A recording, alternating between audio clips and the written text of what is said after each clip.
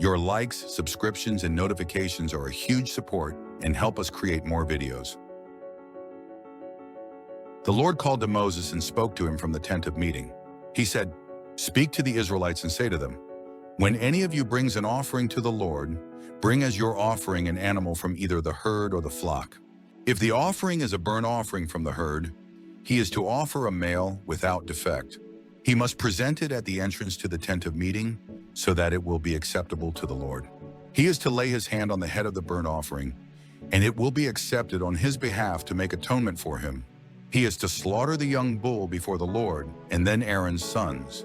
The priest shall bring the blood and sprinkle it against the altar on all sides at the entrance to the tent of meeting. He is to skin the burnt offering and cut it into pieces. The sons of Aaron the priest are to put fire on the altar and arrange wood on the fire. Then Aaron's sons the priests shall arrange the pieces, including the head and the fat, on the burning wood that is on the altar. He is to wash the inner parts and the legs with water, and the priest is to burn all of it on the altar. It is a burnt offering, an offering made by fire, an aroma pleasing to the Lord. If the offering is a burnt offering from the flock, from either the sheep or the goats, he is to offer a male without defect. He is to slaughter it at the north side of the altar before the Lord. And Aaron's sons, the priests, shall sprinkle its blood against the altar on all sides. He is to cut it into pieces, and the priest shall arrange them, including the head and the fat, on the burning wood that is on the altar. He is to wash the inner parts and the legs with water, and the priest is to bring all of it and burn it on the altar. It is a burnt offering, an offering made by fire, an aroma pleasing to the Lord. If the offering to the Lord is a burnt offering of birds, he is to offer a dove or a young pigeon. The priest shall bring it to the altar, wring off the head and burn it on the altar. Its blood shall be drained out on the side of the altar. He is to remove the crop with its contents and throw it to the east side of the altar, where the ashes are. He shall tear it open by the wings, not severing it completely, and then the priest shall burn it on the wood that is on the fire on the altar. It is a burnt offering, an offering made by fire, an aroma pleasing to the Lord. When someone brings a grain offering to the Lord, his offering is to be of fine flour. He is to pour oil on it, put incense on it, and take it to Aaron's sons the priests. The priest shall take a handful of the fine flour and oil, together with all the incense, and burn this as a memorial portion on the altar, an offering made by fire, an aroma pleasing to the Lord. The rest of the grain offering belongs to Aaron and his sons. It is a most holy part of the offerings made to the Lord by fire.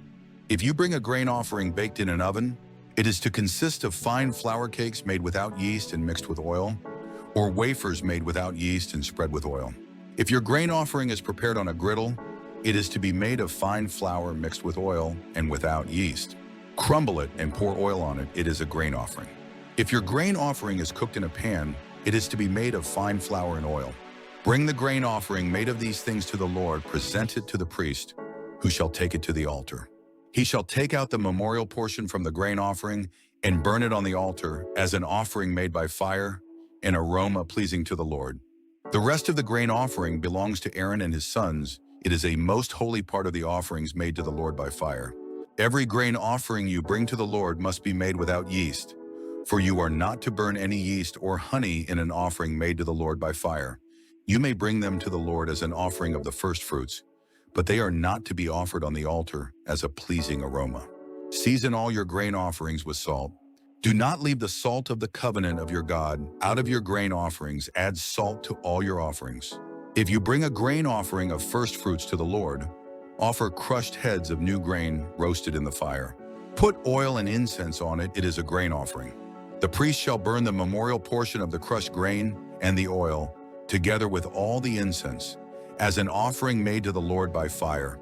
If someone's offering is a fellowship offering, and he offers an animal from the herd, whether male or female, he is to present before the Lord an animal without defect.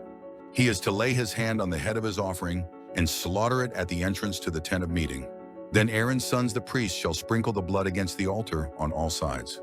From the fellowship offering he is to bring a sacrifice made to the Lord by fire, all the fat that covers the inner parts or is connected to them, both kidneys with the fat on them near the loins, and the covering of the liver, which he will remove with the kidneys.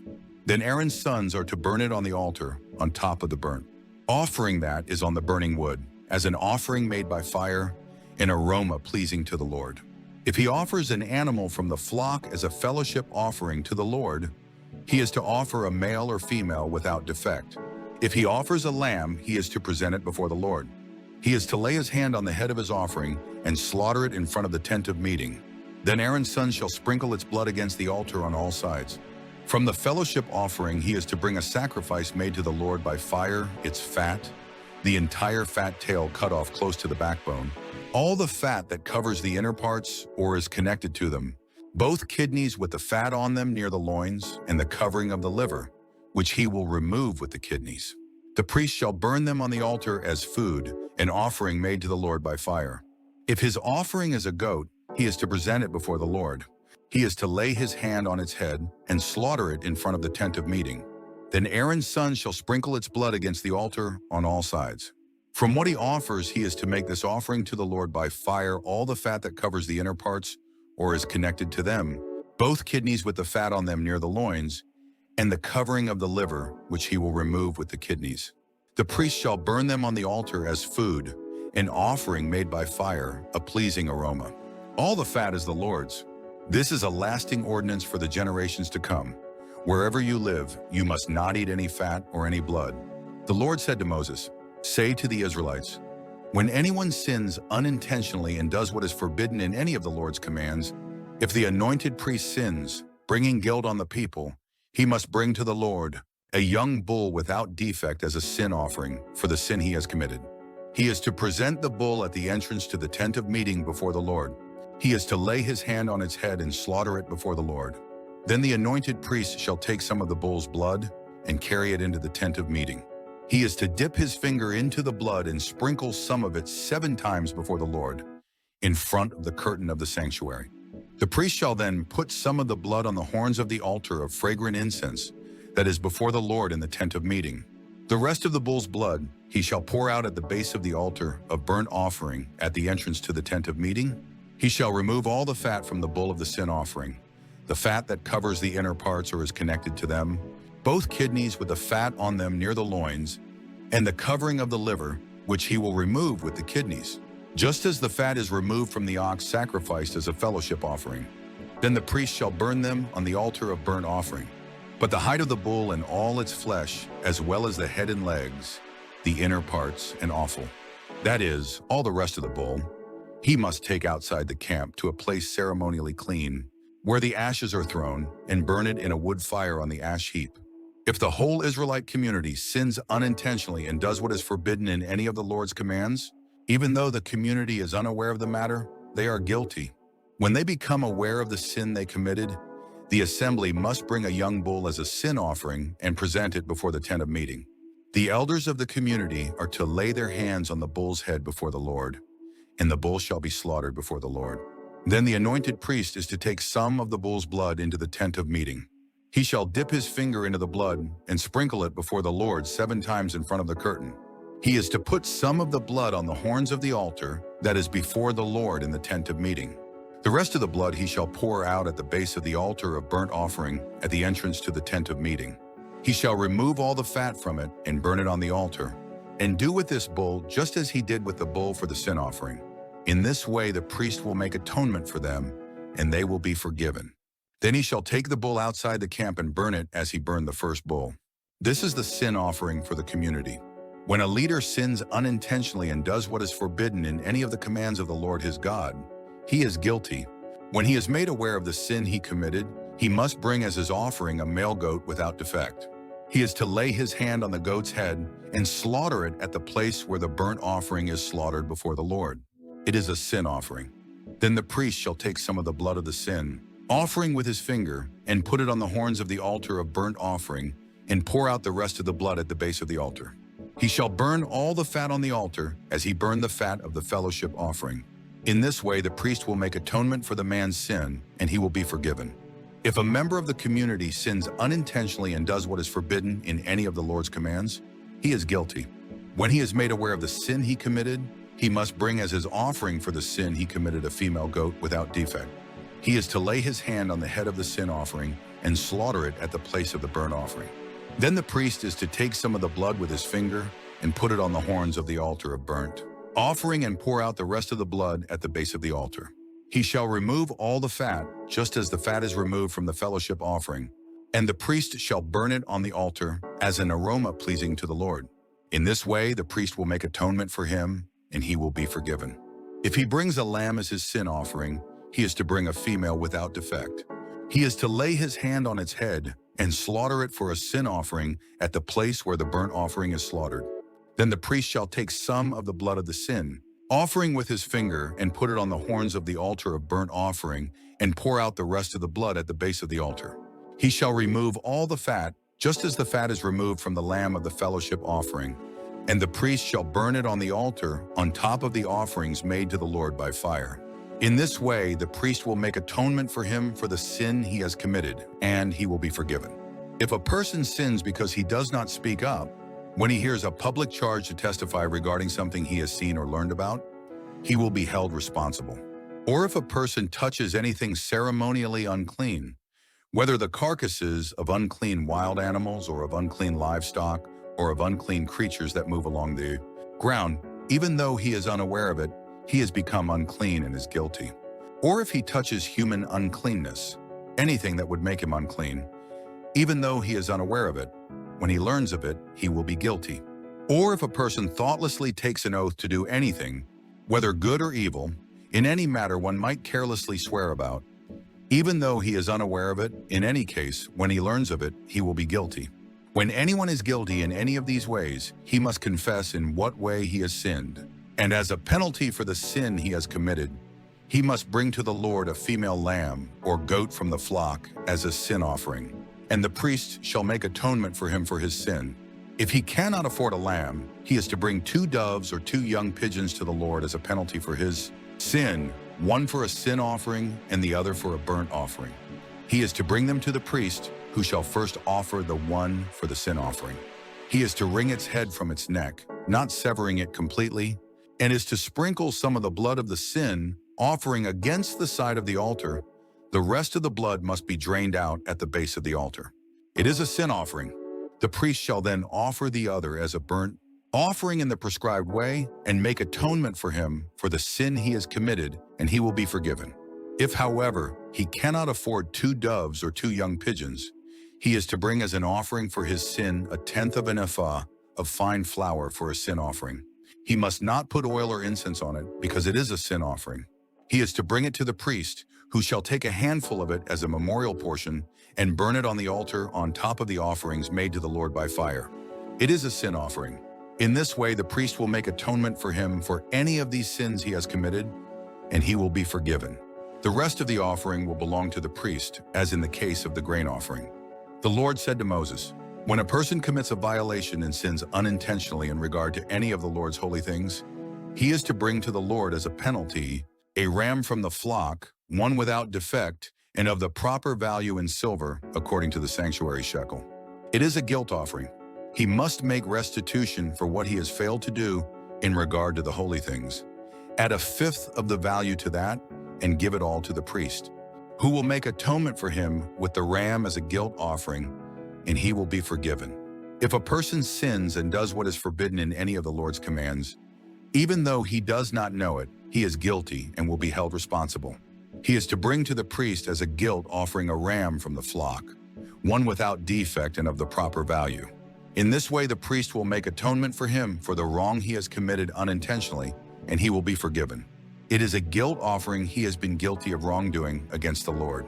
The Lord said to Moses, "If anyone sins and is unfaithful to the Lord by deceiving his neighbor about something entrusted to him or left in his care or stolen, or if he cheats him, or if he finds lost property and lies about it, or if he swears falsely, or if he commits any such sin that people may do, when he thus sins and becomes guilty, he must return what he has stolen or taken by extortion, or what was entrusted to him, or the lost property he found, or whatever it was he swore falsely about. He must make restitution in full, add 1/5 of the value to it, and give it all to the owner on the day he presents his guilt offering. And as a penalty, he must bring to the priest, that is, to the Lord, his guilt offering, a ram from the flock, one without defect and of the proper value. In this way, the priest will make atonement for him before the Lord, and he will be forgiven for any of these things he did that made him guilty." The Lord said to Moses, Give Aaron and his sons this command. These are the regulations for the burnt offering. The burnt offering is to remain on the altar hearth throughout the night till morning, and the fire must be kept burning on the altar. The priest shall then put on his linen clothes with linen undergarments next to his body, and shall remove the ashes of the burnt offering that the fire has consumed on the altar, and place them beside the altar. Then he is to take off these clothes and put on others, and carry the ashes outside the camp to a place that is ceremonially clean. The fire on the altar must be kept burning, it must not go out. Every morning the priest is to add firewood and arrange the burnt offering on the fire, and burn the fat of the fellowship offerings on it. The fire must be kept burning on the altar continuously, it must not go out. These are the regulations for the grain offering. Aaron's sons are to bring it before the Lord, in front of the altar. The priest is to take a handful of fine flour and oil, together with all the incense on the grain offering, and burn the memorial portion on the altar as an aroma pleasing to the Lord. Aaron and his sons shall eat the rest of it, but it is to be eaten without yeast in a holy place. They are to eat it in the courtyard of the tent of meeting. It must not be baked with yeast. I have given it as their share of the offerings made to me by fire. Like the sin offering and the guilt offering, it is most holy. Any male descendant of Aaron may eat it. It is his regular share of the offerings made to the Lord by fire for the generations to come. Whatever touches them will become holy. The Lord also said to Moses, "This is the offering Aaron and his sons are to bring to the Lord on the day he is anointed, a tenth of an ephah of fine flour as a regular grain, offering half of it in the morning and half in the evening. Prepare it with oil on a griddle, bring it well mixed, and present the grain offering broken in pieces as an aroma pleasing to the Lord. The son who is to succeed him as anointed priest shall prepare it. It is the Lord's regular share and is to be burned completely. Every grain offering of a priest shall be burned completely, it must not be eaten." The Lord said to Moses, "Say to Aaron and his sons, these are the regulations for the sin offering. The sin offering is to be slaughtered before the Lord in the place. The burnt offering is slaughtered, it is most holy. The priest who offers it shall eat it, it is to be eaten in a holy place, in the courtyard of the tent of meeting. Whatever touches any of the flesh will become holy, and if any of the blood is spattered on a garment, you must wash it in a holy place. The clay pot the meat is cooked in must be broken, but if it is cooked in a bronze pot, the pot is to be scoured and rinsed with water. Any male in a priest's family may eat it, it is most holy. But any sin offering whose blood is brought into the tent of meeting to make atonement in the holy place must not be eaten, it must be burned. These are the regulations for the guilt offering, which is most holy. The guilt offering is to be slaughtered in the place where the burnt offering is slaughtered, and its blood is to be sprinkled against the altar on all sides. All its fat shall be offered, the fat tail and the fat that covers the inner parts, both kidneys with the fat on them near the loins, and the covering of the liver, which is to be removed with the kidneys. The priest shall burn them on the altar as an offering made to the Lord by fire. It is a guilt offering. Any male in a priest's family may eat it, but it must be eaten in a holy place, it is most holy. The same law applies to both the sin offering and the guilt offering. They belong to the priest who makes atonement with them. The priest who offers a burnt offering for anyone may keep its hide for himself. Every grain offering baked in an oven or cooked in a pan or on a griddle belongs to the priest who offers it, and every grain offering, whether mixed with oil or dry, belongs equally to all the sons of Aaron. These are the regulations for the fellowship offering a person may present to the Lord. If he offers it as an expression of thankfulness, then along with this thank offering he is to offer cakes of bread made without yeast and mixed with oil, wafers made without yeast and spread with oil, and cakes of fine flour well kneaded and mixed with oil. Along with his fellowship offering of thanksgiving, he is to present an offering with cakes of bread made with yeast. He is to bring one of each kind as an offering, a contribution to the Lord. It belongs to the priest who sprinkles the blood of the fellowship offerings. The meat of his fellowship offering of thanksgiving must be eaten on the day it is offered. He must leave none of it till morning. If, however, his offering is the result of a vow or is a free will offering, the sacrifice shall be eaten on the day he offers it, but anything left over may be eaten on the next day. Any meat of the sacrifice left over till the third day must be burned up. If any meat of the fellowship offering is eaten on the third day, it will not be accepted. It will not be credited to the one who offered it, for it is impure. The person who eats any of it will be held responsible. Meat that touches anything ceremonially unclean must not be eaten. It must be burned up. As for other meat, anyone ceremonially clean may eat it. But if anyone who is unclean eats any meat of the fellowship offering belonging to the Lord, that person must be cut off from his people. If anyone touches something unclean, whether human uncleanness or an unclean animal or any unclean, detestable thing, and then eats any of the meat of the fellowship offering belonging to the Lord, that person must be cut off from his people. The Lord said to Moses, "Say to the Israelites, do not eat any of the fat of cattle, sheep, or goats. The fat of an animal found dead or torn by wild animals may be used for any other purpose, but you must not eat it. Anyone who eats the fat of an animal from which an offering by fire may be made to the Lord must be cut off from his people. And wherever you live, you must not eat the blood of any bird or animal. If anyone eats blood, that person must be cut off from his people." The Lord said to Moses, "Say to the Israelites, anyone who brings a fellowship offering to the Lord is to bring part of it as his sacrifice to the Lord. With his own hands he is to bring the offering made to the Lord by fire. He is to bring the fat together with the breast and wave the breast before the Lord as a wave offering. The priest shall burn the fat on the altar, but the breast belongs to Aaron and his sons. You are to give the right thigh of your fellowship offerings to the priest as a contribution. The son of Aaron who offers the blood and the fat of the fellowship offering shall have the right thigh as his share.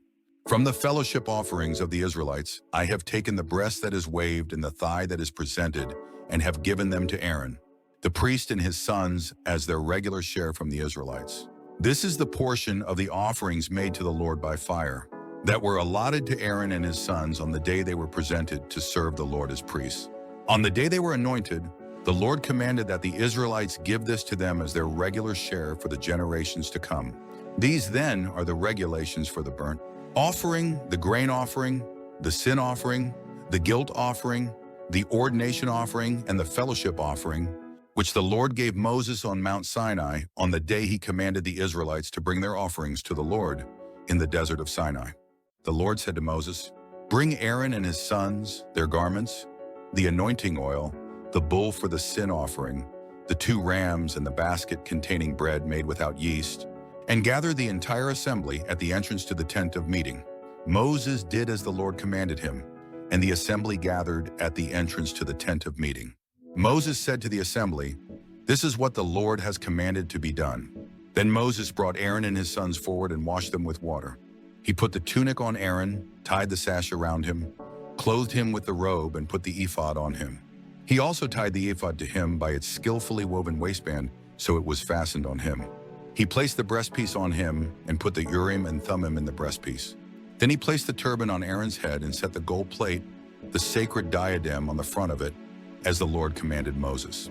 Then Moses took the anointing oil and anointed the tabernacle and everything in it, and so consecrated them.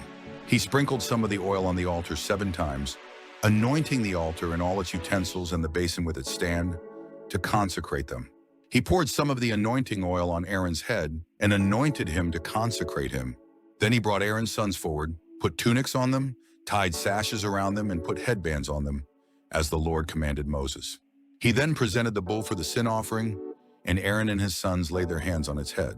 Moses slaughtered the bull and took some of the blood, and with his finger he put it on all the horns of the altar to purify the altar.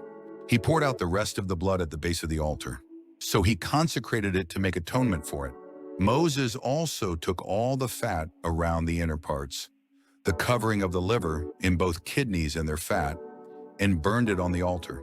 But the bull with its hide and its flesh and its offal he burned up outside the camp, as the Lord commanded Moses. He then presented the ram for the burnt offering, and Aaron and his sons laid their hands on its head. Then Moses slaughtered the ram and sprinkled the blood against the altar on all sides. He cut the ram into pieces and burned the head, the pieces, and the fat. He washed the inner parts and the legs with water and burned the whole ram on the altar as a burnt offering, a pleasing aroma, an offering made to the Lord by fire, as the Lord commanded Moses. He then presented the other ram, the ram for the ordination, and Aaron and his sons laid their hands on its head. Moses slaughtered the ram and took some of its blood and put it on the lobe of Aaron's right ear, on the thumb of his right hand, and on the big toe of his right foot. Moses also brought Aaron's sons forward and put some of the blood on the lobes of their right ears, on the thumbs of their right hands, and on the big toes of their right feet. Then he sprinkled blood against the altar on all sides. He took the fat tail, all the fat around the inner parts, the covering of the liver, both kidneys and their fat in the right thigh. Then from the basket of bread made without yeast, which was before the Lord, he took a cake of bread and one made with oil, and a wafer. He put these on the fat portions and on the right thigh. He put all these in the hands of Aaron and his sons and waved them before the Lord as a wave offering. Then Moses took them from their hands and burned them on the altar on top of the burnt offering as an ordination offering, a pleasing aroma, an offering made to the Lord by fire. He also took the breast, Moses' share of the ordination ram, and waved it before the Lord as a wave offering, as the Lord commanded Moses. Then Moses took some of the anointing oil and some of the blood from the altar and sprinkled them on Aaron and his garments and on his sons and their garments. So he consecrated Aaron and his garments and his sons and their garments. Moses then said to Aaron and his sons, "Cook the meat at the entrance to the tent of meeting and eat it there with the bread from the basket of ordination offerings, as I commanded, saying, Aaron and his sons are to eat it. Then burn up the rest of the meat and the bread. Do not leave the entrance to the tent of meeting for 7 days until the days of your ordination are completed, for your ordination will last 7 days. What has been done today was commanded by the Lord to make atonement for you. You must stay at the entrance to the tent of meeting day and night for 7 days and do what the Lord requires. So you will not die, for that is what I have been commanded."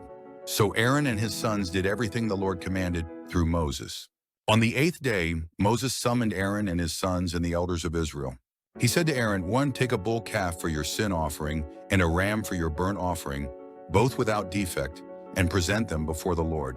Then say to the Israelites, take a male goat for a sin offering, a calf and a lamb, both a year old and without defect, for a burnt offering, and an ox and a ram for a fellowship offering to sacrifice before the Lord, together with a grain offering mixed with oil. For today the Lord will appear to you."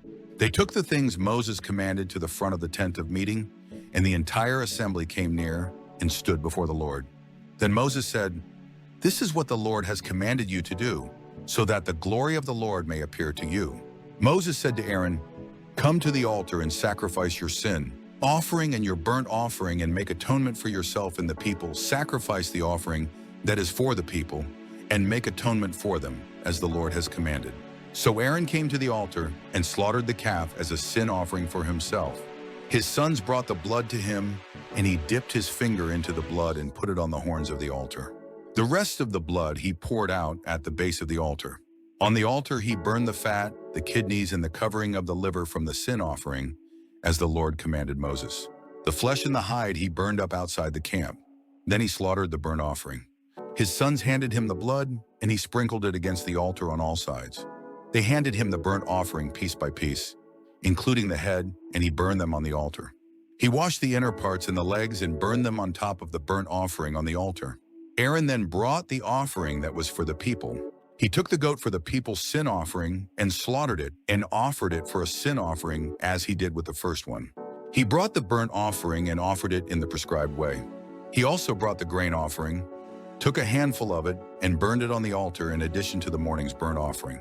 He slaughtered the ox and the ram as the fellowship offering for the people. His sons handed him the blood, and he sprinkled it against the altar on all sides. But the fat portions of the ox and the ram, the fat tail, the layer of fat, the kidneys, and the covering of the liver, these they laid on the breasts, and then Aaron burned the fat on the altar. Aaron waved the breast and the right thigh before the Lord as a wave offering, as Moses commanded. Then Aaron lifted his hands toward the people and blessed them. And having sacrificed the sin offering, the burnt offering, and the fellowship offering, he stepped down. Moses and Aaron then went into the tent of meeting. When they came out, they blessed the people, and the glory of the Lord appeared to all the people. Fire came out from the presence of the Lord and consumed the burnt offering and the fat portions on the altar.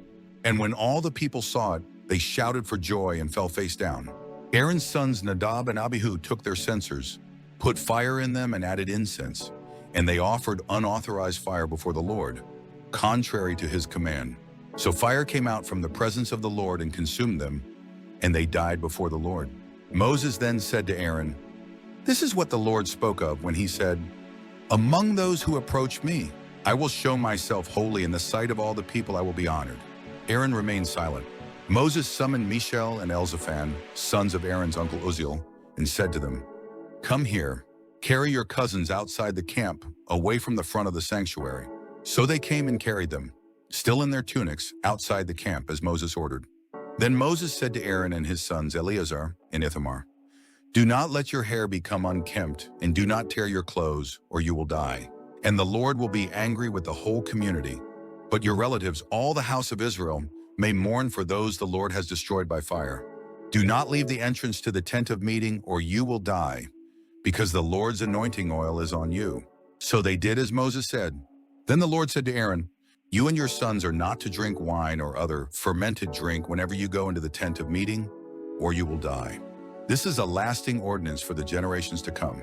You must distinguish between the holy and the common, between the unclean and the clean, and you must teach the Israelites all the decrees the Lord has given them through Moses." Moses said to Aaron and his remaining sons, Eleazar and Ithamar, "Take the grain offering left over from the offerings made to the Lord by fire, and eat it prepared without yeast beside the altar, for it is most holy. Eat it in a holy place, because it is your share and your son's share of the offerings made to the Lord by fire, for so I have been commanded. But you and your sons and your daughters may eat the breast that was waved and the thigh that was presented. Eat them in a ceremonially clean place. They have been given to you and your children as your share of the Israelites' fellowship offerings.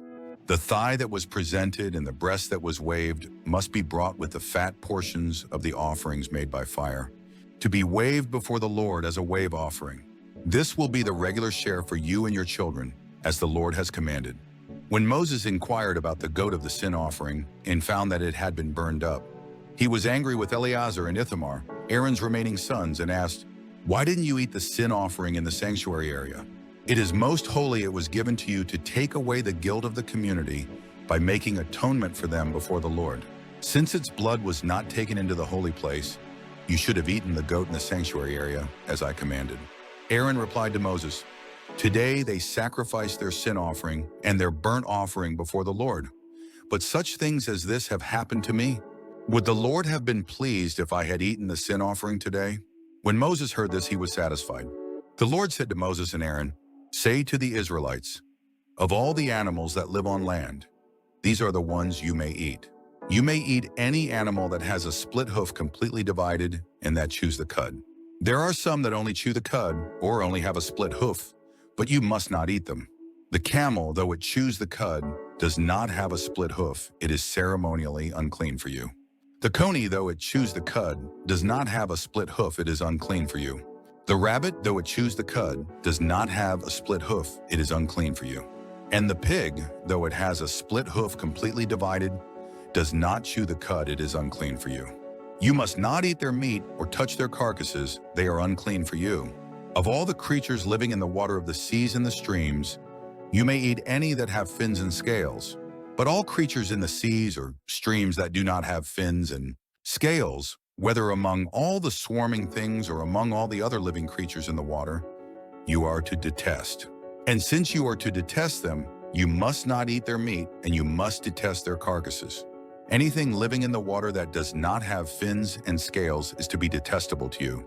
These are the birds you are to detest and not eat, because they are detestable: the eagle, the vulture, the black vulture, the red kite, any kind of black kite, any kind of raven, the horned owl, the screech owl, the gull, any kind of hawk, the little owl, the cormorant, the great owl, the white owl, the desert owl, the osprey, the stork, any kind of heron, the hoopoe, and the bat.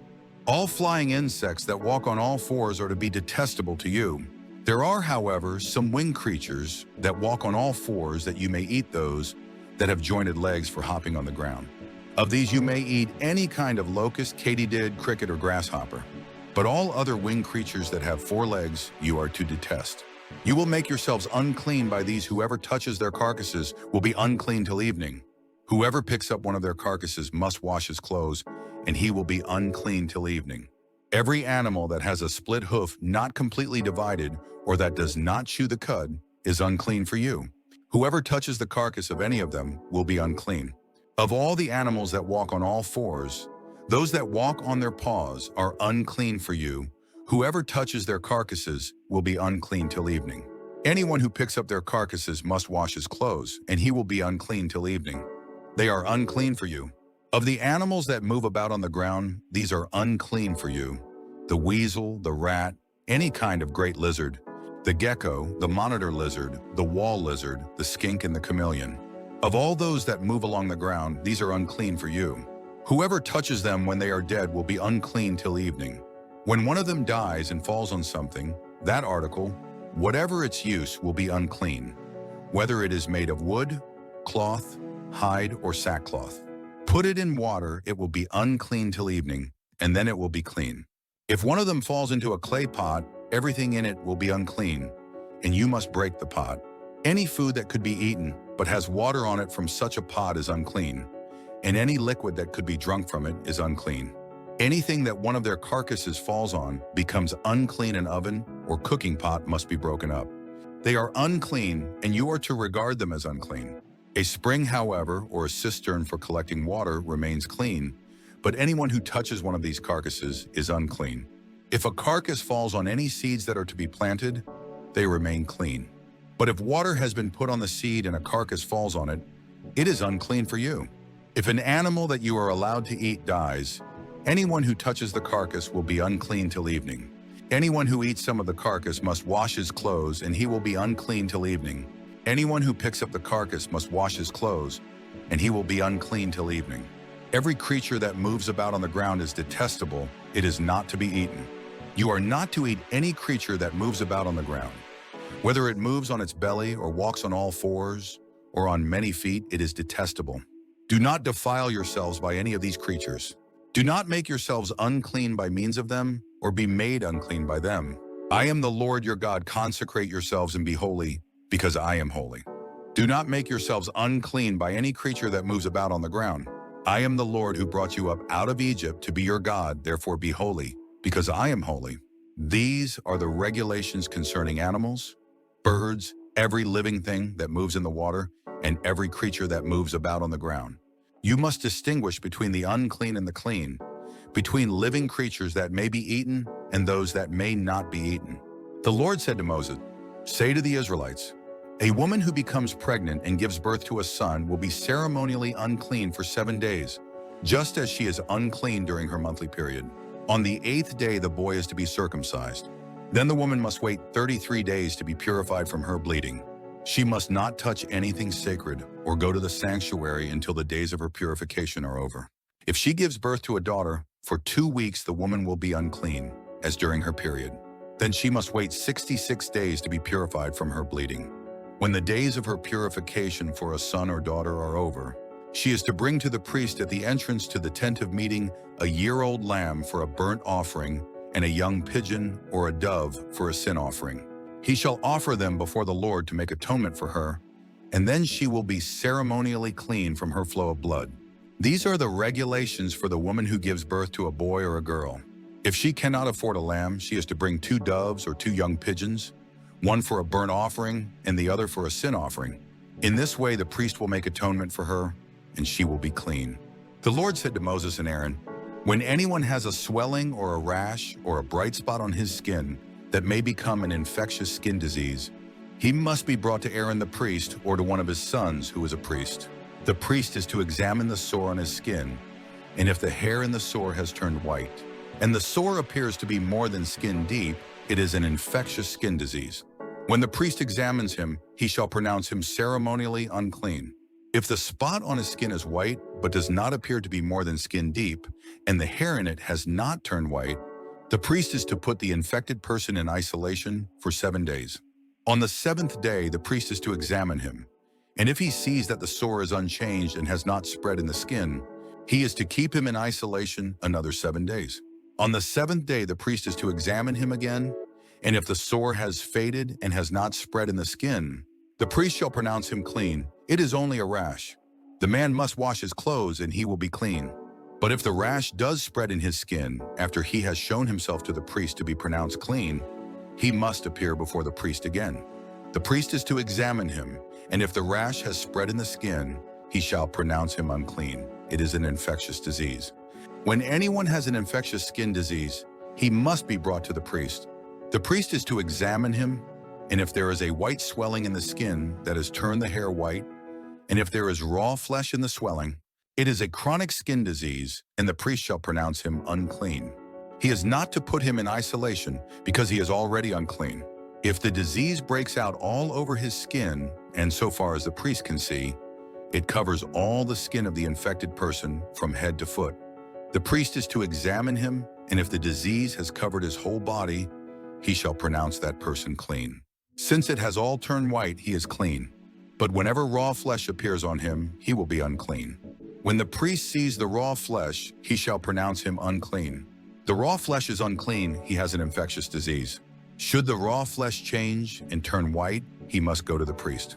The priest is to examine him, and if the sores have turned white, the priest shall pronounce the infected person clean, then he will be clean.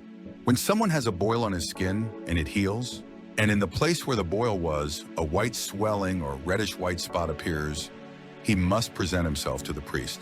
The priest is to examine it, and if it appears to be more than skin deep and the hair in it has turned white, the priest shall pronounce him unclean.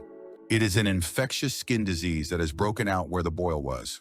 But if, when the priest examines it, there is no white hair in it, and it is not more than skin deep and has faded, then the priest is to put him in isolation for 7 days. If it is spreading in the skin, the priest shall pronounce him unclean, it is infectious. But if the spot is unchanged and has not spread, it is only a scar from the boil, and the priest shall pronounce him clean. When someone has a burn on his skin, and a reddish white or white spot appears in the raw flesh of the burn, the priest is to examine the spot, and if the hair in it has turned white, and it appears to be more than skin deep, it is an infectious disease that has broken out in the burn. The priest shall pronounce him unclean, it is an infectious skin disease. But if the priest examines it, and there is no white hair in the spot, and if it is not more than skin deep and has faded, then the priest is to put him in isolation for 7 days. On the 7th day, the priest is to examine him, and if it is spreading in the skin, the priest shall pronounce him unclean, it is an infectious skin disease. If, however, the spot is unchanged and has not spread in the skin, but has faded, it is a swelling from the burn, and the priest shall pronounce him clean, it is only a scar from the burn. If a man or woman has a sore on the head or on the chin, the priest is to examine the sore, and if it appears to be more than skin deep and the hair in it is yellow and thin, the priest shall pronounce that person unclean. It is an itch, an infectious disease of the head or chin. But if, when the priest examines this kind of sore, it does not seem to be more than skin deep and there is no black hair in it, then the priest is to put the infected person in isolation for 7 days. On the 7th day, the priest is to examine the sore, and if the itch has not spread and there is no yellow hair in it, and it does not appear to be more than skin deep, he must be shaved except for the diseased area, and the priest is to keep him in isolation another 7 days. On the 7th day, the priest is to examine the itch, and if it has not spread in the skin and appears to be no more than skin deep, the priest shall pronounce him clean. He must wash his clothes and he will be clean. But if the itch does spread in the skin after he is pronounced clean, the priest is to examine him. And if the itch has spread in the skin, the priest does not need to look for yellow hair. The person is unclean. If, however, in his judgment it is unchanged and black hair has grown in it, the itch is healed. He is clean, and the priest shall pronounce him clean. When a man or woman has white spots on the skin, the priest is to examine them. And if the spots are dull white, it is a harmless rash that has broken out on the skin, that person is clean. When a man has lost his hair and is bald, he is clean. If he has lost his hair from the front of his scalp and has a bald forehead, he is clean. But if he has a reddish white sore on his bald head or forehead, it is an infectious disease breaking out on his head or forehead. The priest is to examine him, and if the swollen sore on his head or forehead is reddish white like an infectious skin disease, the man is diseased and is unclean. The priest shall pronounce him unclean because of the sore on his head. The person with such an infectious disease must wear torn clothes. Let his hair be unkempt, cover the lower part of his face and cry out, "Unclean, unclean." As long as he has the infection, he remains unclean. He must live alone, he must live outside the camp. If any clothing is contaminated with mildew, any woolen or linen clothing, any woven or knitted material of linen or wool, any leather or anything made of leather, and if the contamination in the clothing or leather or woven or knitted material, or any leather article, is greenish or reddish, it is a spreading mildew and must be shown to the priest. The priest is to examine the mildew and isolate the affected article for 7 days. On the 7th day, he is to examine it, and if the mildew has spread in the clothing, or the woven or knitted material, or the leather, whatever its use, it is a destructive mildew. The article is unclean. He must burn up the clothing or the woven or knitted material of wool, or linen, or any leather article that has the contamination in it. Because the mildew is destructive, the article must be burned up. But if, when the priest examines it, the mildew has not spread in the clothing, or the woven or knitted material, or the leather article, he shall order that the contaminated article be washed. Then he is to isolate it for another 7 days. After the affected article has been washed, the priest is to examine it, and if the mildew has not changed its appearance, even though it has not spread, it is unclean. Burn it with fire, whether the mildew has affected one side or the other. If, when the priest examines it, the mildew has faded after the article has been washed, he is to tear the contaminated part out of the clothing or the leather or the woven or knitted material. But if it reappears in the clothing or in the woven or knitted material or in the leather article, it is spreading, and whatever has the mildew must be burned with fire.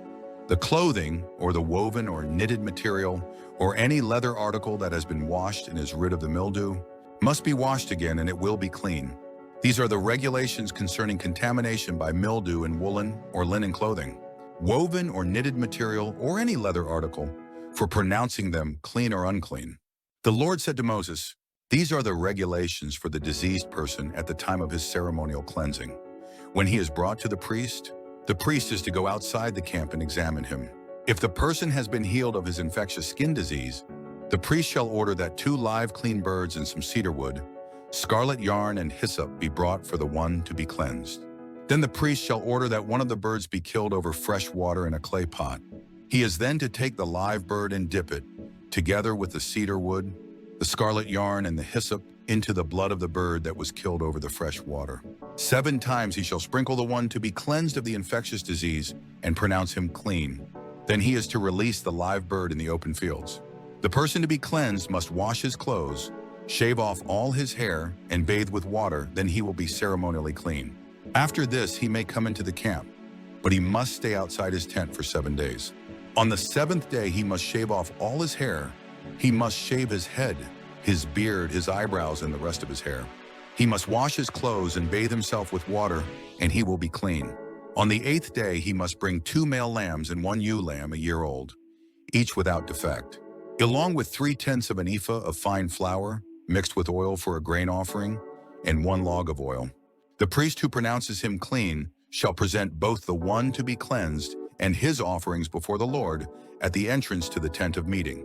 Then the priest is to take one of the male lambs and offer it as a guilt offering, along with the log of oil. He shall wave them before the Lord as a wave offering. He is to slaughter the lamb in the holy place where the sin offering and the burnt offering are slaughtered. Like the sin offering, the guilt offering belongs to the priest. It is most holy. The priest is to take some of the blood of the guilt offering and put it on the lobe of the right ear of the one to be cleansed, on the thumb of his right hand, and on the big toe of his right foot. The priest shall then take some of the log of oil, pour it in the palm of his own left hand, dip his right forefinger into the oil in his palm, and with his finger sprinkle some of it before the Lord 7 times. The priest is to put some of the oil remaining in his palm on the lobe of the right ear of the one to be cleansed, on the thumb of his right hand, and on the big toe of his right foot, on top of the blood of the guilt offering. The rest of the oil in his palm the priest shall put on the head of the one to be cleansed and make atonement for him before the Lord. Then the priest is to sacrifice the sin offering and make atonement for the one to be cleansed from his uncleanness. After that, the priest shall slaughter the burnt offering and offer it on the altar together with the grain offering and make atonement for him, and he will be clean. If, however, he is poor and cannot afford these, he must take 1 male lamb as a guilt offering to be waved to make atonement for him, together with 1/10 of an ephah of fine flour mixed with oil for a grain offering, a log of oil, and 2 doves or 2 young pigeons which he can afford, one for a sin offering and the other for a burnt offering. On the 8th day he must bring them for his cleansing to the priest at the entrance to the tent of meeting before the Lord. The priest is to take the lamb for the guilt offering, together with the log of oil, and wave them before the Lord as a wave offering. He shall slaughter the lamb for the guilt offering and take some of its blood, and put it on the lobe of the right ear of the one to be cleansed, on the thumb of his right hand, and on the big toe of his right foot. The priest is to pour some of the oil into the palm of his own left hand, and with his right forefinger sprinkle some of the oil from his palm 7 times before the Lord. Some of the oil in his palm he is to put on the same places he put the blood of the guilt offering, on the lobe of the right ear of the one to be cleansed, on the thumb of his right hand, and on the big toe of his right foot. The rest of the oil in his palm the priest shall put on the head of the one to be cleansed, to make atonement for him before the Lord. Then he shall sacrifice the doves or the young pigeons, which the person can afford, one as a sin offering and the other as a burnt offering, together with the grain offering. In this way, the priest will make atonement before the Lord on behalf of the one to be cleansed. These are the regulations for anyone who has an infectious skin disease and who cannot afford the regular offerings for his cleansing.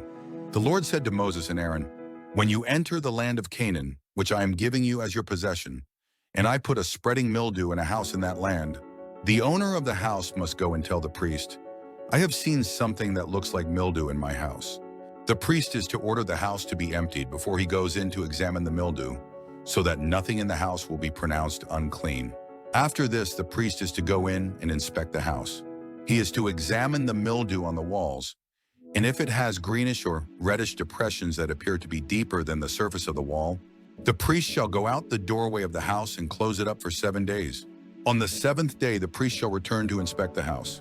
If the mildew has spread on the walls, he is to order that the contaminated stones be torn out and thrown into an unclean place outside the town. He must have all the inside walls of the house scraped and the material that is scraped off dumped into an unclean place outside the town. Then they are to take other stones to replace these and take new clay and plaster the house. If the mildew reappears in the house after the stones have been torn out and the house scraped and plastered, the priest is to go and examine it. And if the mildew has spread in the house, it is a destructive mildew. The house is unclean. It must be torn down, its stones, timbers, and all the plaster, and taken out of the town to an unclean place. Anyone who goes into the house while it is closed up will be unclean till evening. Anyone who sleeps or eats in the house must wash his clothes. But if the priest comes to examine it and the mildew has not spread after the house has been plastered, he shall pronounce the house clean because the mildew is gone. To purify the house, he is to take 2 birds and some cedar wood, scarlet yarn, and hyssop. He shall kill one of the birds over fresh water in a clay pot. Then he is to take the cedar wood, the hyssop, the scarlet yarn, and the live bird, dip them into the blood of the dead bird in the fresh water, and sprinkle the house 7 times. He shall purify the house with the bird's blood, the fresh water, the live bird, the cedar wood, the hyssop, and the scarlet yarn. Then he is to release the live bird in the open fields outside the town. In this way, he will make atonement for the house, and it will be clean. These are the regulations for any infectious skin disease, for an itch, for mildew in clothing or in a house, and for a swelling, a rash, or a bright spot, to determine when something is clean or unclean. These are the regulations for infectious skin diseases and mildew. The Lord said to Moses and Aaron, "Speak to the Israelites and say to them, when any man has a bodily discharge, the discharge is unclean. Whether it continues flowing from his body or is blocked, it will make him unclean. This is how his discharge will bring about uncleanness. Any bed the man with a discharge lies on will be unclean, and anything he sits on will be unclean. Anyone who touches his bed must wash his clothes and bathe with water, and he will be unclean till evening. Whoever sits on anything that the man with a discharge sat on must wash his clothes and bathe with water, and he will be unclean till evening. Whoever touches the man who has a discharge must wash his clothes and bathe with water, and he will be unclean till evening. If the man with the discharge spits on someone who is clean, that person must wash his clothes and bathe with water, and he will be unclean till evening. Everything the man sits on when riding will be unclean, and whoever touches any of the things that were under him will be unclean till evening. Whoever picks up those things must wash his clothes and bathe with water, and he will be unclean till evening. Anyone the man with a discharge touches without rinsing his hands with water must wash his clothes and bathe with water, and he will be unclean till evening. A clay pot that the man touches must be broken, and any wooden article is to be rinsed with water. When a man is cleansed from his discharge, he is to count off 7 days for his ceremonial cleansing. He must wash his clothes and bathe himself with fresh water, and he will be clean. On the 8th day he must take 2 doves or 2 young pigeons and come before the Lord to the entrance to the tent of meeting and give them to the priest. The priest is to sacrifice them, the one for a sin offering and the other for a burnt offering. In this way he will make atonement before the Lord for the man because of his discharge. When a man has an emission of semen, he must bathe his whole body with water, and he will be unclean till evening. Any clothing or leather that has semen on it must be washed with water, and it will be unclean till evening. When a man lies with a woman and there is an emission of semen, both must bathe with water, and they will be unclean till evening. When a woman has her regular flow of blood, the impurity of her monthly period will last 7 days, and anyone who touches her will be unclean till evening. Anything she lies on during her period will be unclean, and anything she sits on will be unclean. Whoever touches her bed must wash his clothes and bathe with water, and he will be unclean till evening. Whoever touches anything she sits on must wash his clothes and bathe with water, and he will be unclean till evening. Whether it is the bed or anything she was sitting on, when anyone touches it, he will be unclean till evening. If a man lies with her and her monthly flow touches him, he will be unclean for 7 days. Any bed he lies on will be unclean.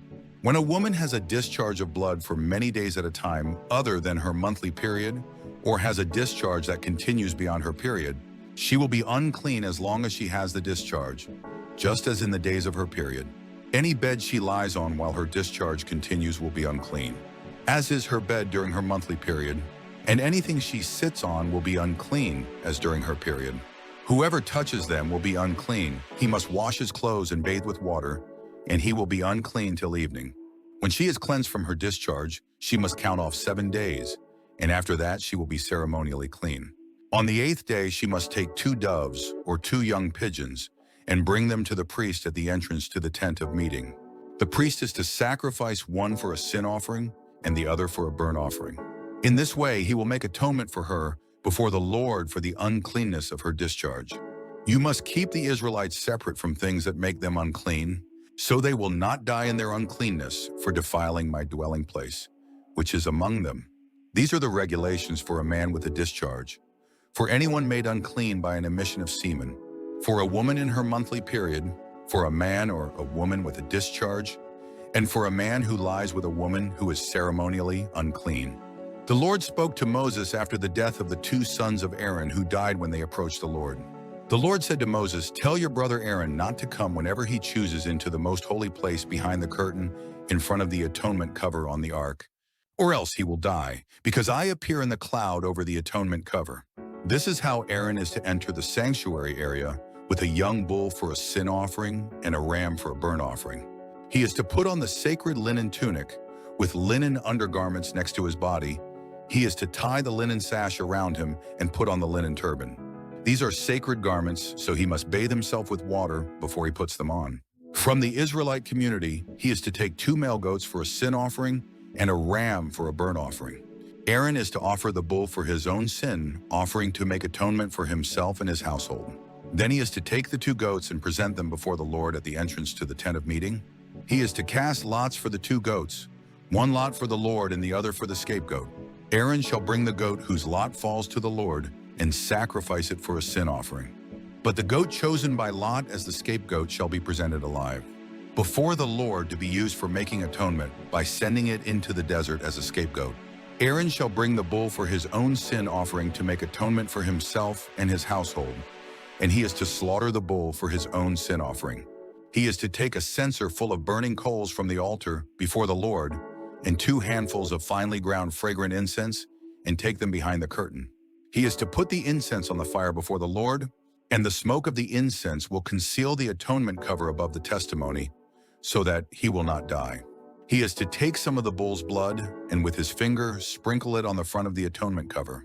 Then he shall sprinkle some of it with his finger 7 times before the atonement cover. He shall then slaughter the goat for the sin offering for the people, and take its blood behind the curtain, and do with it as he did with the bull's blood. He shall sprinkle it on the atonement cover and in front of it. In this way he will make atonement for the most holy place, because of the uncleanness and rebellion of the Israelites, whatever their sins have been.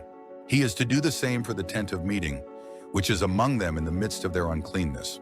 No one is to be in the tent of meeting from the time Aaron goes in to make atonement in the most holy place until he comes out, having made atonement for himself, his household, and the whole community of Israel. Then he shall come out to the altar that is before the Lord and make atonement for it. He shall take some of the bull's blood and some of the goat's blood and put it on all the horns of the altar. He shall sprinkle some of the blood on it with his finger 7 times to cleanse it and to consecrate it from the uncleanness of the Israelites. When Aaron has finished making atonement for the most holy place, the tent of meeting and the altar, he shall bring forward the live goat. He is to lay both hands on the head of the live goat and confess over it all the wickedness and rebellion of the Israelites, all their sins, and put them on the goat's head. He shall send the goat away into the desert in the care of a man appointed for the task. The goat will carry on itself all their sins to a solitary place, and the man shall release it in the desert. Then Aaron is to go into the tent of meeting and take off the linen garments he put on before he entered the most holy place, and he is to leave them there. He shall bathe himself with water in a holy place and put on his regular garments. Then he shall come out and sacrifice the burnt offering for himself and the burnt offering for the people, to make atonement for himself and for the people. He shall also burn the fat of the sin offering on the altar. The man who releases the goat as a scapegoat must wash his clothes and bathe himself with water. Afterward he may come into the camp. The bull and the goat for the sin offerings, whose blood was brought into the most holy place to make atonement, must be taken outside the camp. Their hides, flesh, and offal are to be burned up. The man who burns them must wash his clothes and bathe himself with water. Afterward he may come into the camp. This is to be a lasting ordinance for you on the 10th day of the 7th month. You must deny yourselves and not do any work, whether native born or an alien living among you, because on this day atonement will be made for you, to cleanse you. Then before the Lord you will be clean from all your sins. It is a Sabbath of rest, and you must deny yourselves. It is a lasting ordinance. The priest who is anointed and ordained to succeed his father as high priest is to make atonement. He is to put on the sacred linen garments and make atonement for the most holy place, for the tent of meeting and the altar, and for the priests and all the people of the community. This is to be a lasting ordinance for you. Atonement is to be made once a year for all the sins of the Israelites. And it was done, as the Lord commanded Moses. The Lord said to Moses, "Speak to Aaron and his sons, and to all the Israelites, and say to them, this is what the Lord has commanded. Any Israelite who sacrifices an ox, a lamb, or a goat in the camp, or outside of it, instead of bringing it to the entrance to the tent of meeting, to present it as an offering to the Lord in front of the tabernacle of the Lord, that man shall be considered guilty of bloodshed. He has shed blood and must be cut off from his people. This is so the Israelites will bring to the Lord the sacrifices they are now making in the open fields. They must bring them to the priest, that is, to the Lord, at the entrance to the tent of meeting, and sacrifice them as fellowship offerings. The priest is to sprinkle the blood against the altar of the Lord at the entrance to the tent of meeting and burn the fat as an aroma pleasing to the Lord. They must no longer offer any of their sacrifices to the goat idols to whom they prostitute themselves. This is to be a lasting ordinance for them and for the generations to come. Say to them, any Israelite or any alien living among them who offers a burnt offering or sacrifice and does not bring it to the entrance to the tent of meeting to sacrifice it to the Lord, that man must be cut off from his people. Any Israelite or any alien living among them who eats any blood, I will set my face against that person who eats blood and will cut him off from his people. For the life of a creature is in the blood, and I have given it to you to make atonement for yourselves on the altar. It is the blood that makes atonement for one's life. Therefore I say to the Israelites, none of you may eat blood, nor may an alien living among you eat blood. Any Israelite or any alien living among you who hunts any animal or bird that may be eaten must drain out the blood and cover it with earth, because the life of every creature is its blood. That is why I have said to the Israelites, you must not eat the blood of any creature, because the life of every creature is its blood. Anyone who eats it must be cut off. Anyone, whether native-born or alien, who eats anything found dead or torn by wild animals, must wash his clothes and bathe with water, and he will be ceremonially unclean till evening, then he will be clean. But if he does not wash his clothes and bathe himself, he will be held responsible. The Lord said to Moses, speak to the Israelites and say to them, I am the Lord your God. You must not do as they do in Egypt, where you used to live, and you must not do as they do in the land of Canaan, where I am bringing you. Do not follow their practices. You must obey my laws and be careful to follow my decrees. I am the Lord your God. Keep my decrees and laws, for the man who obeys them will live by them. I am the Lord. No one is to approach any close relative to have sexual relations. I am the Lord. Do not dishonor your father by having sexual relations with your mother. She is your mother. Do not have relations with her. Do not have sexual relations with your father's wife. That would dishonor your father. Do not have sexual relations with your sister, either your father's daughter or your mother's daughter, whether she was born in the same home or elsewhere. Do not have sexual relations with your son's daughter or your daughter's daughter. That would dishonor you. Do not have sexual relations with the daughter of your father's wife. Born to your father, she is your sister. Do not have sexual relations with your father's sister. She is your father's close relative. Do not have sexual relations with your mother's sister, because she is your mother's close relative. Do not dishonor your father's brother by approaching his wife to have sexual relations. She is your aunt. Do not have sexual relations with your daughter-in-law. She is your son's wife. Do not have relations with her. Do not have sexual relations with your brother's wife. That would dishonor your brother. Do not have sexual relations with both a woman and her daughter. Do not have sexual relations with either her son's daughter or her daughter's daughter. They are her close relatives. That is wickedness. Do not take your wife's sister as a rival wife and have sexual relations with her while your wife is living. Do not approach a woman to have sexual relations during the uncleanness of her monthly period. Do not have sexual relations with your neighbor's wife and defile yourself with her. Do not give any of your children to be sacrificed to Moloch, for you must not profane the name of your God. I am the Lord. Do not lie with a man as one lies with a woman. That is detestable. Do not have sexual relations with an animal and defile yourself with it. A woman must not present herself to an animal to have sexual relations with it. That is a perversion. Do not defile yourselves in any of these ways, because this is how the nations that I am going to drive out before you became defiled. Even the land was defiled, so I punished it for its sin, and the land vomited out its inhabitants. But you must keep my decrees and my laws. The native-born and the aliens living among you must not do any of these detestable things, for all these things were done by the people who lived in the land before you, and the land became defiled. And if you defile the land, it will vomit you out as it vomited out the nations that were before you. Everyone who does any of these detestable things, such persons must be cut off from their people. Keep my requirements and do not follow any of the detestable customs that were practiced before you came, and do not defile yourselves with them.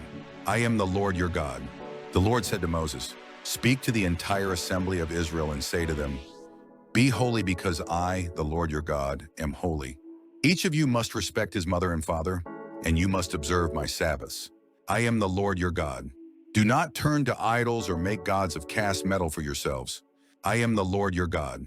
When you sacrifice a fellowship offering to the Lord, sacrifice it in such a way that it will be accepted on your behalf. It shall be eaten on the day you sacrifice it, or on the next day. Anything left over until the third day must be burned up. If any of it is eaten on the third day, it is impure and will not be accepted. Whoever eats it will be held responsible because he has desecrated what is holy to the Lord. That person must be cut off from his people. When you reap the harvest of your land, do not reap to the very edges of your field or gather the gleanings of your harvest. Do not go over your vineyard a second time or pick up the grapes that have fallen. Leave them for the poor and the alien. I am the Lord your God. Do not steal. Do not lie. Do not deceive one another. Do not swear falsely by my name and so profane the name of your God. I am the Lord. Do not defraud your neighbor or rob him. Do not hold back the wages of a hired man overnight. Do not curse the deaf or put a stumbling block in front of the blind, but fear your God. I am the Lord. Do not pervert justice. Do not show partiality to the poor or favoritism to the great, but judge your neighbor fairly. Do not go about spreading slander among your people. Do not do anything that endangers your neighbor's life. I am the Lord. Do not hate your brother in your heart. Rebuke your neighbor frankly, so you will not share in his guilt. Do not seek revenge or bear a grudge against one of your people, but love your neighbor as yourself. I am the Lord. Keep my decrees. Do not mate different kinds of animals. Do not plant your field with two kinds of seed. Do not wear clothing woven of two kinds of material. If a man sleeps with a woman who is a slave girl promised to another man, but who has not been ransomed or given her freedom, there must be due punishment. Yet they are not to be put to death because she had not been freed. The man, however, must bring a ram to the entrance to the tent of meeting for a guilt offering to the Lord. With the ram of the guilt offering, the priest is to make atonement for him before the Lord for the sin he has committed, and his sin will be forgiven. When you enter the land and plant any kind of fruit tree, regard its fruit as forbidden. For 3 years you are to consider it forbidden, it must not be eaten. In the 4th year all its fruit will be holy, an offering of praise to the Lord. But in the 5th year you may eat its fruit. In this way your harvest will be increased. I am the Lord your God. Do not eat any meat with the blood still in it. Do not practice divination or sorcery. Do not cut the hair at the sides of your head or clip off the edges of your beard.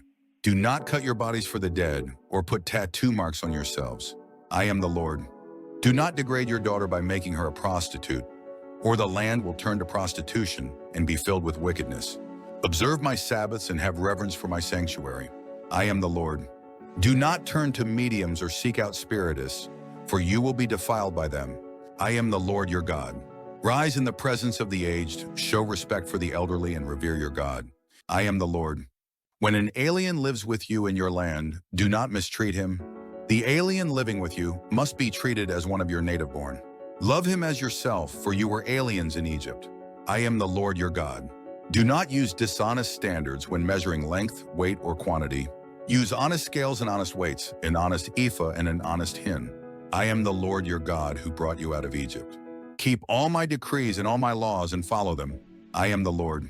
The Lord said to Moses, say to the Israelites, any Israelite or any alien living in Israel who gives any of his children to Moloch must be put to death. The people of the community are to stone him. I will set my face against that man, and I will cut him off from his people, for by giving his children to Moloch, he has defiled my sanctuary and profaned my holy name. If the people of the community close their eyes when that man gives one of his children to Moloch, and they fail to put him to death, I will set my face against that man and his family, and will cut off from their people both him and all who follow him in prostituting themselves to Moloch. I will set my face against the person who turns to mediums and spiritists to prostitute himself by following them, and I will cut him off from his people. Consecrate yourselves and be holy, because I am the Lord your God. Keep my decrees and follow them. I am the Lord who makes you holy. If anyone curses his father or mother, he must be put to death. He has cursed his father or his mother, and his blood will be on his own head. If a man commits adultery with another man's wife, with the wife of his neighbor, both the adulterer and the adulteress must be put to death. If a man sleeps with his father's wife, he has dishonored his father. Both the man and the woman must be put to death. Their blood will be on their own heads. If a man sleeps with his daughter-in-law, both of them must be put to death. What they have done is a perversion. Their blood will be on their own heads. If a man lies with a man as one lies with a woman, both of them have done what is detestable. They must be put to death. Their blood will be on their own heads. If a man marries both a woman and her mother, it is wicked. Both he and they must be burned in the fire, so that no wickedness will be among you. If a man has sexual relations with an animal, he must be put to death, and you must kill the animal. If a woman approaches an animal to have sexual relations with it, kill both the woman and the animal. They must be put to death. Their blood will be on their own heads. If a man marries his sister, the daughter of either his father or his mother, and they have sexual relations, it is a disgrace. They must be cut off before the eyes of their people. He has dishonored his sister and will be held responsible. If a man lies with a woman during her monthly period and has sexual relations with her, he has exposed the source of her flow, and she has also uncovered it. Both of them must be cut off from their people. Do not have sexual relations with the sister of either your mother or your father, for that would dishonor a close relative. Both of you would be held responsible. If a man sleeps with his aunt, he has dishonored his uncle. They will be held responsible. They will die childless. If a man marries his brother's wife, it is an act of impurity. He has dishonored his brother. They will be childless. Keep all my decrees and laws and follow them, so that the land where I am bringing you to live may not vomit you out. You must not live according to the customs of the nations I am going to drive out before you. Because they did all these things, I abhorred them. But I said to you, you will possess their land. I will give it to you as an inheritance. a land flowing with milk and honey. I am the Lord your God, who has set you apart from the nations. You must therefore make a distinction between clean and unclean animals, and between unclean and clean birds. Do not defile yourselves by any animal or bird or anything that moves along the ground, those which I have set apart as unclean for you. You are to be holy to me because I, the Lord, am holy, and I have set you apart from the nations to be my own. A man or woman who is a medium or spiritist among you must be put to death. You are to stone them, their blood will be on their own heads.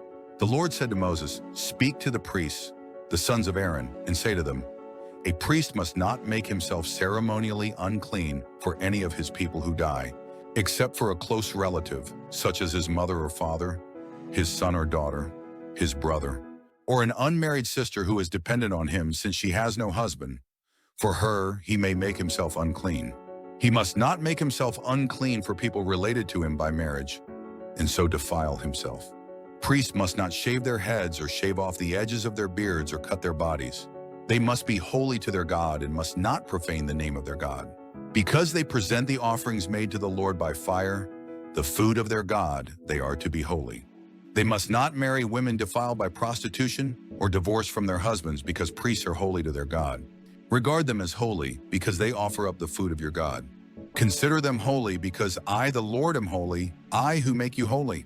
If a priest's daughter defiles herself by becoming a prostitute, she disgraces her father, she must be burned in the fire.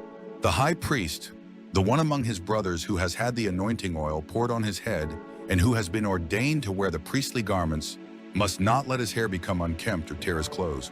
He must not enter a place where there is a dead body. He must not make himself unclean, even for his father or mother, nor leave the sanctuary of his God or desecrate it, because he has been dedicated by the anointing oil of his God. I am the Lord. The woman he marries must be a virgin. He must not marry a widow, a divorced woman, or a woman defiled by prostitution, but only a virgin from his own people, so he will not defile his offspring among his people. I am the Lord who makes him holy. The Lord said to Moses, "Say to Aaron, for the generations to come, none of your descendants who has a defect may come near to offer the food of his God. No man who has any defect may come near no man who is blind or lame, disfigured or deformed. No man with a crippled foot or hand, or who is hunchbacked or dwarfed, or who has any eye defect, or who has festering or running sores, or damaged testicles. No descendant of Aaron the priest who has any defect is to come near to present the offerings made to the Lord by fire. He has a defect, he must not come near to offer the food of his God. He may eat the most holy food of his God, as well as the holy food. Yet because of his defect, he must not go near the curtain or approach the altar, and so desecrate my sanctuary. I am the Lord who makes them holy." So Moses told this to Aaron and his sons and to all the Israelites. The Lord said to Moses, "Tell Aaron and his sons to treat with respect the sacred offerings the Israelites consecrate to me, so they will not profane my holy name. I am the Lord. Say to them, for the generations to come, if any of your descendants is ceremonially unclean, and yet comes near the sacred offerings that the Israelites consecrate to the Lord, that person must be cut off from my presence. I am the Lord.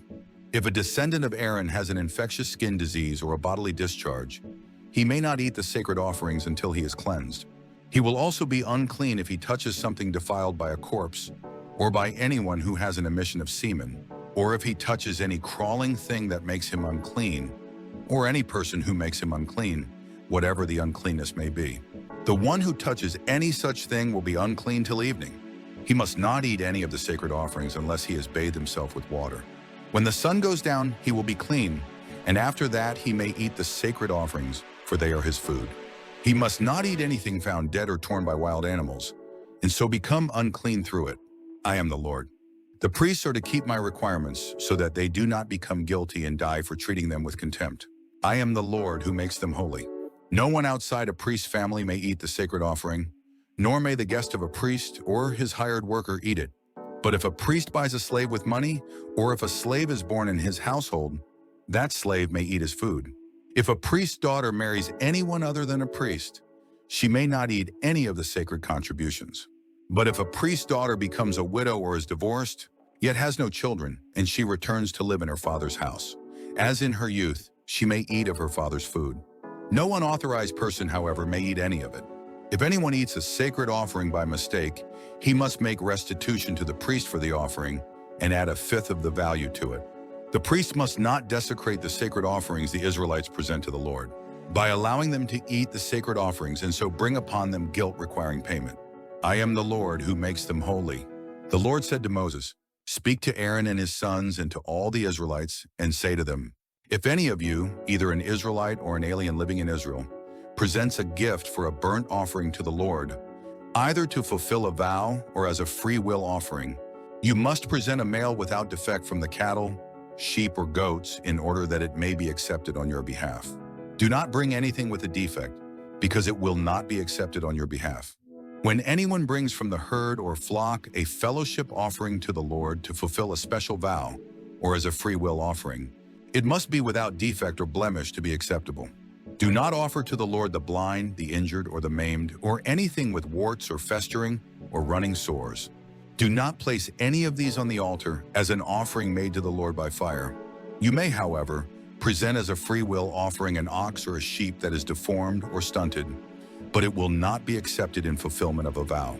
You must not offer to the Lord an animal whose testicles are bruised, crushed, torn, or cut. You must not do this in your own land, and you must not accept such animals from the hand of a foreigner and offer them as the food of your God. They will not be accepted on your behalf because they are deformed and have defects. The Lord said to Moses, when a calf, a lamb, or a goat is born, it is to remain with its mother for 7 days. From the 8th day on, it will be acceptable as an offering made to the Lord by fire. Do not slaughter a cow or a sheep and its young on the same day. When you sacrifice a thank offering to the Lord, sacrifice it in such a way that it will be accepted on your behalf. It must be eaten that same day. Leave none of it till morning. I am the Lord. Keep my commands and follow them. I am the Lord. Do not profane my holy name. I must be acknowledged as holy by the Israelites. I am the Lord who makes you holy, and who brought you out of Egypt to be your God. I am the Lord. The Lord said to Moses, speak to the Israelites and say to them, these are my appointed feasts, the appointed feasts of the Lord, which you are to proclaim as sacred assemblies. There are 6 days when you may work, but the 7th day is a Sabbath of rest, a day of sacred assembly. You are not to do any work wherever you live. It is a Sabbath to the Lord. These are the Lord's appointed feasts, the sacred assemblies you are to proclaim at their appointed times. The Lord's Passover begins at twilight on the 14th day of the first month. On the 15th day of that month, the Lord's Feast of Unleavened Bread begins. For 7 days you must eat bread made without yeast. On the first day, hold a sacred assembly and do no regular work. For 7 days, present an offering made to the Lord by fire. And on the 7th day, hold a sacred assembly and do no regular work. The Lord said to Moses, speak to the Israelites and say to them, when you enter the land I am going to give you and you reap its harvest, bring to the priest a sheaf of the first grain you harvest. He is to wave the sheaf before the Lord, so it will be accepted on your behalf. The priest is to wave it on the day after the Sabbath. On the day you wave the sheaf, you must sacrifice as a burnt offering to the Lord a lamb a year old without defect, together with its grain offering of 2/10 of an ephah of fine flour mixed with oil, an offering made to the Lord by fire, a pleasing aroma, and its drink offering of 1/4 of a hin of wine. You must not eat any bread or roasted or new grain until the very day you bring this offering to your God. This is to be a lasting ordinance for the generations to come, wherever you live. From the day after the Sabbath, the day you brought the sheaf of the wave offering, count off 7 full weeks. Count off 50 days up to the day after the 7th Sabbath, and then present an offering of new grain to the Lord. From wherever you live, bring 2 loaves made of 2/10 of an ephah of fine flour, baked with yeast, as a wave offering of first fruits to the Lord. Present with this bread 7 male lambs, each a year old and without defect, 1 young bull and 2 rams. They will be a burnt offering to the Lord, together with their grain offerings and drink offerings, an offering made by fire, an aroma pleasing to the Lord. Then sacrifice 1 male goat for a sin offering and 2 lambs, each a year old, for a fellowship offering. The priest is to wave the 2 lambs before the Lord as a wave offering, together with the bread of the first fruits. They are a sacred offering to the Lord for the priest. On that same day you are to proclaim a sacred assembly and do no regular work. This is to be a lasting ordinance for the generations to come, wherever you live. When you reap the harvest of your land, do not reap to the very edges of your field or gather the gleanings of your harvest. Leave them for the poor and the alien. I am the Lord your God. The Lord said to Moses, "Say to the Israelites, on the first day of the 7th month you are to have a day of rest, a sacred assembly commemorated with trumpet blasts. Do no regular work, but present an offering made to the Lord by fire." The Lord said to Moses, "The 10th day of the 7th month is the Day of Atonement. Hold a sacred assembly and deny yourselves, and present an offering made to the Lord by fire. Do no work on that day, because it is the Day of Atonement, when atonement is made for you before the Lord your God. Anyone who does not deny himself on that day must be cut off from his people. I will destroy from among his people anyone who does any work on that day. You shall do no work at all. This is to be a lasting ordinance for the generations to come, wherever you live. It is a Sabbath of rest for you, and you must deny yourselves. From the evening of the 9th day of the month until the following evening, you are to observe your Sabbath." The Lord said to Moses, "Say to the Israelites, on the 15th day of the 7th month, the Lord's Feast of Tabernacles begins, and it lasts for 7 days. The first day is a sacred assembly. Do no regular work. For 7 days present offerings made to the Lord by fire, and on the 8th day hold a sacred assembly and present an offering made to the Lord by fire. It is the closing assembly. Do no regular work. Pure. These are the Lord's appointed feasts, which you are to proclaim as sacred assemblies for bringing offerings made to the Lord by fire, the burnt offerings and grain offerings, sacrifices and drink offerings required for each day. These offerings are in addition to those for the Lord's Sabbaths, and in addition to your gifts and whatever you have vowed, and all the free will offerings you give to the Lord. So beginning with the 15th day of the 7th month, after you have gathered the crops of the land, celebrate the festival to the Lord for 7 days. The first day is a day of rest, and the 8th day also is a day of rest. On the first day you are to take choice fruit from the trees, and palm fronds, leafy branches, and poplars, and rejoice before the Lord your God for 7 days. Celebrate this as a festival to the Lord for 7 days each year. This is to be a lasting ordinance for the generations to come. Celebrate it in the 7th month. Live in booths for 7 days. All native-born Israelites are to live in booths. So your descendants will know that I had the Israelites live in booths when I brought them out of Egypt. I am the Lord your God. So Moses announced to the Israelites the appointed feasts of the Lord. The Lord said to Moses, "Command the Israelites to bring you clear oil of pressed olives for the light, so that the lamps may be kept burning continually. Outside the curtain of the testimony in the tent of meeting, Aaron is to tend the lamps before the Lord from evening till morning continually. This is to be a lasting ordinance for the generations to come. The lamps on the pure gold lampstand before the Lord must be tended continually. Take fine flour and bake 12 loaves of bread, using 2/10 of an ephah for each loaf. Set them in 2 rows, 6 in each row, on the table of pure gold before the Lord. Along each row, put some pure incense as a memorial portion to represent the bread and to be an offering made to the Lord by fire. This bread is to be set out before the Lord regularly, Sabbath after Sabbath, on behalf of the Israelites as a lasting covenant. It belongs to Aaron and his sons, who are to eat it in a holy place, because it is a most holy part of their regular share of the offerings made to the Lord by fire." Now the son of an Israelite mother and an Egyptian father went out among the Israelites, and a fight broke out in the camp between him and an Israelite.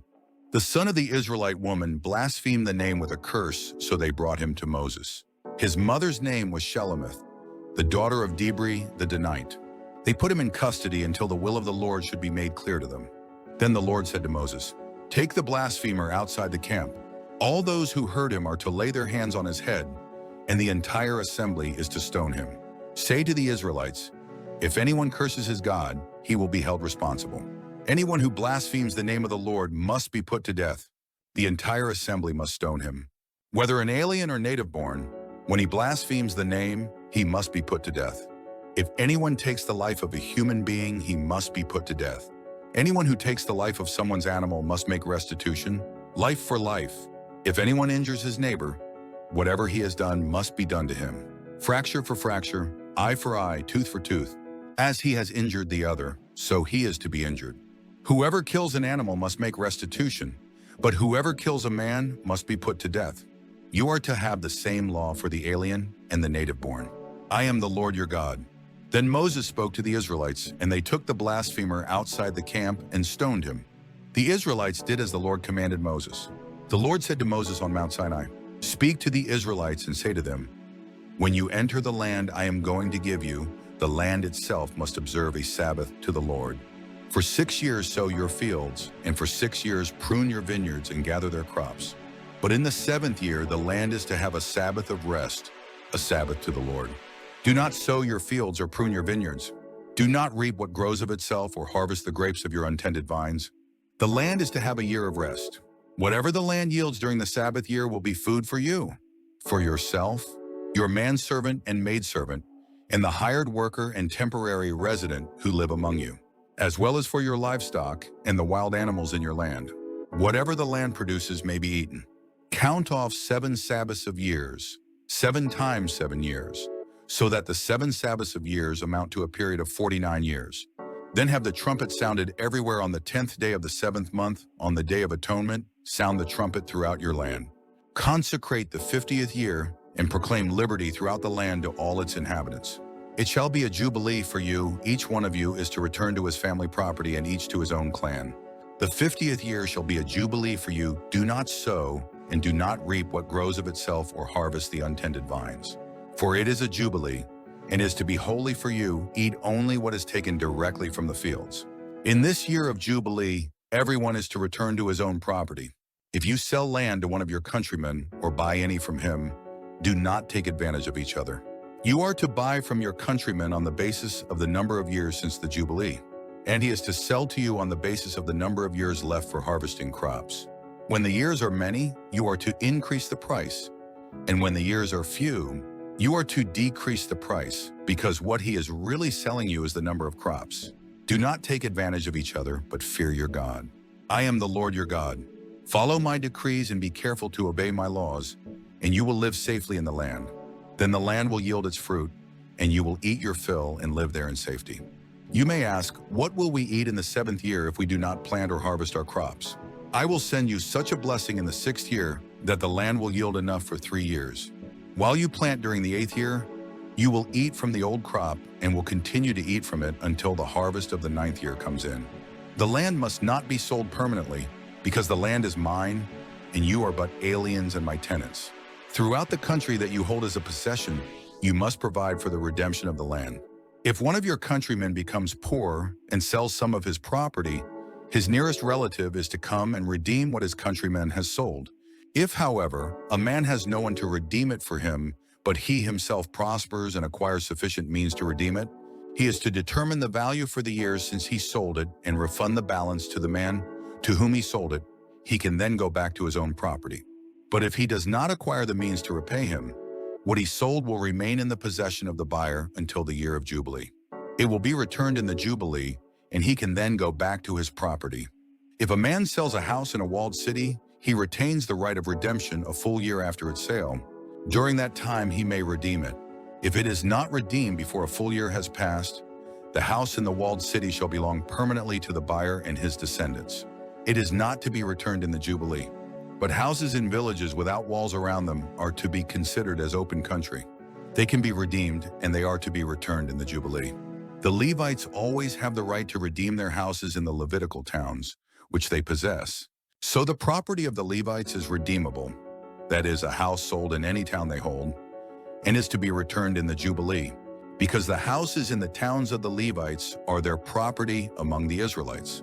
But the pasture land belonging to their towns must not be sold, it is their permanent possession. If one of your countrymen becomes poor and is unable to support himself among you, help him, as you would an alien or a temporary resident, so he can continue to live among you. Do not take interest of any kind from him, but fear your God, so that your countrymen may continue to live among you. You must not lend him money at interest or sell him food at a profit. I am the Lord your God, who brought you out of Egypt to give you the land of Canaan and to be your God. If one of your countrymen becomes poor among you and sells himself to you, do not make him work as a slave. He is to be treated as a hired worker or a temporary resident among you. He is to work for you until the year of Jubilee. Then he and his children are to be released, and he will go back to his own clan and to the property of his forefathers. Because the Israelites are my servants, whom I brought out of Egypt, they must not be sold as slaves. Do not rule over them ruthlessly, but fear your God. Your male and female slaves are to come from the nations around you. From them you may buy slaves. You may also buy some of the temporary residents living among you and members of their clans born in your country, and they will become your property.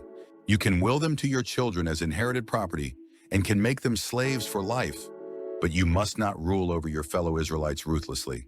If an alien or a temporary resident among you becomes rich, and one of your countrymen becomes poor and sells himself to the alien living among you or to a member of the alien's clan, he retains the right of redemption after he has sold himself. One of his relatives may redeem him. An uncle or a cousin or any blood relative in his clan may redeem him. Or if he prospers, he may redeem himself. He and his buyer are to count the time from the year he sold himself up to the year of Jubilee. The price for his release is to be based on the rate paid to a hired man for that number of years. If many years remain, he must pay for his redemption a larger share of the price paid for him. If only a few years remain until the year of Jubilee, he is to compute that and pay for his redemption accordingly.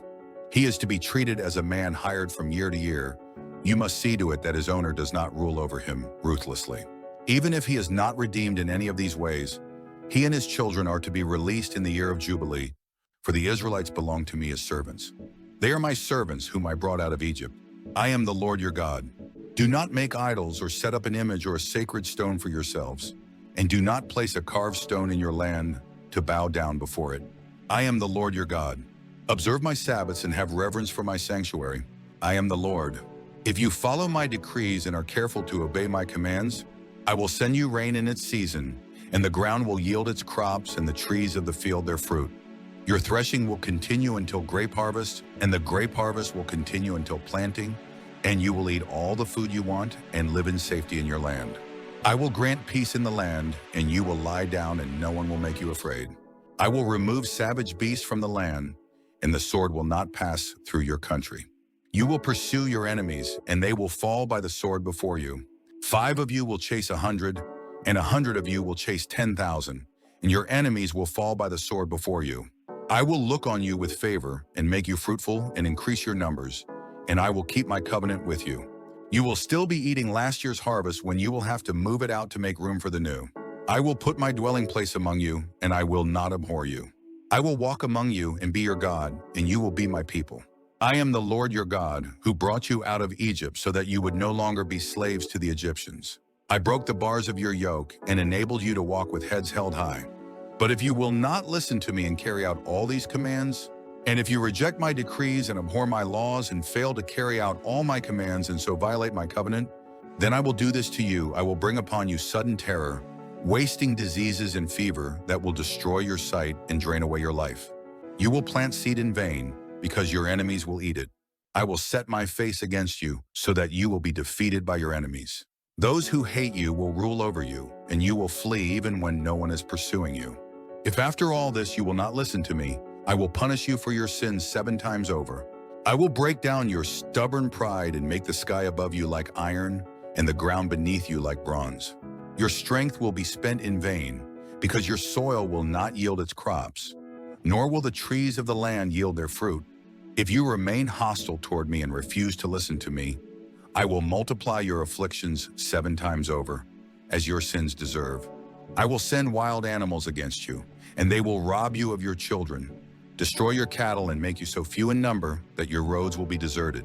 If in spite of these things you do not accept my correction, but continue to be hostile toward me, I myself will be hostile toward you and will afflict you for your sins 7 times over.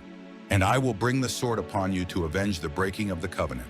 When you withdraw into your cities, I will send a plague among you, and you will be given into enemy hands. When I cut off your supply of bread, 10 women will be able to bake your bread in one oven, and they will dole out the bread by weight. You will eat, but you will not be satisfied. If in spite of this you still do not listen to me but continue to be hostile toward me, then in my anger I will be hostile toward you, and I myself will punish you for your sins 7 times over. You will eat the flesh of your sons and the flesh of your daughters. I will destroy your high places, cut down your incense altars, and pile your dead bodies on the lifeless forms of your idols, and I will abhor you. I will turn your cities into ruins and lay waste your sanctuaries, and I will take no delight in the pleasing aroma of your offerings. I will lay waste the land, so that your enemies who live there will be appalled. I will scatter you among the nations, and will draw out my sword and pursue you. Your land will be laid waste, and your cities will lie in ruins. Then the land will enjoy its Sabbath years all the time that it lies desolate, and you are in the country of your enemies. Then the land will rest and enjoy its Sabbaths. All the time that it lies desolate, the land will have the rest it did not have during the Sabbaths you lived in it. As for those of you who are left, I will make their hearts so fearful in the lands of their enemies, that the sound of a wind-blown leaf will put them to flight. They will run as though fleeing from the sword, and they will fall, even though no one is pursuing them. They will stumble over one another as though fleeing from the sword, even though no one is pursuing them. So you will not be able to stand before your enemies.